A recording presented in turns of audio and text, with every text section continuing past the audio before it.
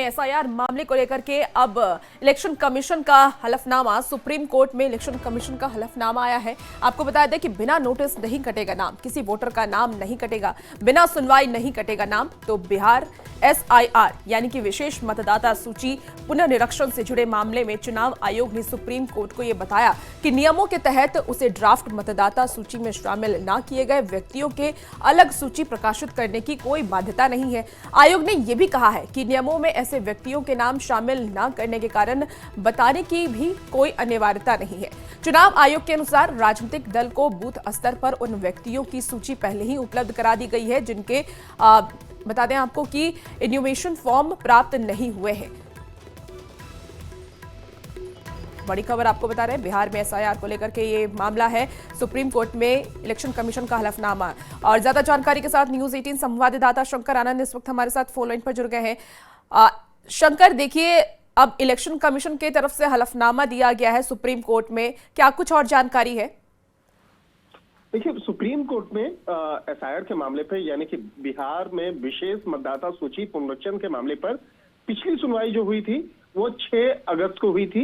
और 6 अगस्त को इस मामले पर सुनवाई के दौरान में ये तय किया गया था कि केंद्रीय चुनाव आयोग को एक विशेष हलफनामा देना होगा और इस मामले पर अगली जो सुनवाई होनी है वो 13 अगस्त को होनी है।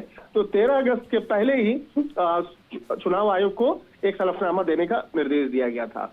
तो चुनाव आयोग के द्वारा एक हलफनामा दे दिया गया है और जिस तरह से हमारे सूत्र बताते हैं कि आयोग ने हलफनामा दाखिल करके कहा है कि बिना किसी नोटिस और सुनवाई के किसी भी पात्र मतदाता का नाम नहीं हटाया जाएगा। इसके साथ ही जिस तरह से पिछली सुनवाई की अगर बात करें तो सुप्रीम कोर्ट ने 6 अगस्त को निर्वाचन आयोग को एक हलफनामा दाखिल कर स्थिति स्पष्ट करने का आदेश दिया था। और जिस तरह से अगर पूरा मामलों की अगर बात करें तो जिस तरह से आयोग के द्वारा जो हलफनामा दिया गया है उसमें इस बात का भी स्पष्ट किया गया है कि नियमों में ऐसे व्यक्तियों का नाम शामिल ना करने के कारण बताने की कोई अनिवार्यता नहीं है। जिस तरह से सुनवाई के दौरान में कहा गया था, जो याचिकाकर्ता के द्वारा पूछा गया था कि हमें कारण बताएं कि कई लोगों का नाम शामिल क्यों नहीं किया गया है, तो इस मामले पर जो जवाब दिया गया है उसमें ये कहा गया है कि हमें कोई ऐसा कानून नहीं बताता है कि कारण बताने की अनिवार्यता जो है उसके बारे में जिक्र है। इसके साथ ही चुनाव आयोग के मुताबिक राजनीतिक दलों को बूथ स्तर पर उन व्यक्तियों की सूची पहले ही उपलब्ध करा दी गई है। ठीक है जिनके शंकर, एक और जानकारी चाहूंगी, क्या अब आधार कार्ड और वोटर आईडी कार्ड से भी नाम जोड़े जाएंगे?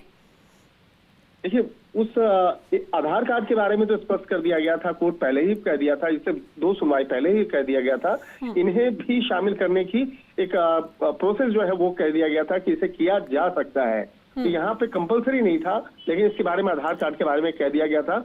लेकिन जिस तरह से यहाँ पे अब मुख्य तौर पर जो याचिकाकर्ता की जो मांग थी कि जो तकरीबन 65 लाख लोगों के नाम कटे हैं, तो नाम क्यों कटे हैं उसके बारे में बताया जाए, कैसे कटे हैं वो बताया जाए। तो इस मामले पर याचिका दायर की गई थी। अब इस मामले पर अब जिस तरह से चुनाव आयोग के द्वारा अब हलफनामा दे दिया गया है, तो अब 13 तारीख को इस मामले में विस्तार से सुनवाई होगी और कोर्ट बिल्कुल शंकर, और देखना होगा कि सुनवाई में क्या वोटरों के हित में निर्णय आता। बहुत शुक्रिया जानकारी के लिए शंकर। और इसी बीच देखिए पटना